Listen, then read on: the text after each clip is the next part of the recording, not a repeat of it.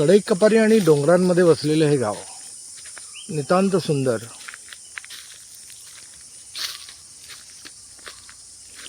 इथे खालीच तुम्हाला नदी आहे आणि वरती गेलात तर तुम्हाला घर लागतं. बघा इथे तुम्हाला दिसतंय घर, हळूहळू दिसेल.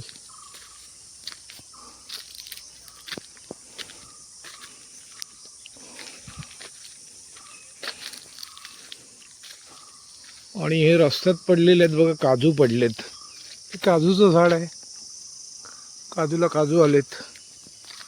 आणि हे बघा काजू, काजूचं फळ असं असतं, वरती बी आहे, या बीमधनं काजू बाहेर पडतो.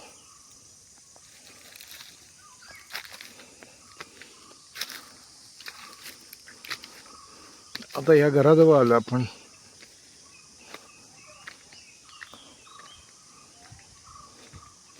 एक घर इथे आहे, दुसरं घर फार अगदी त्या डोंगरात त्या बाजूला आहे.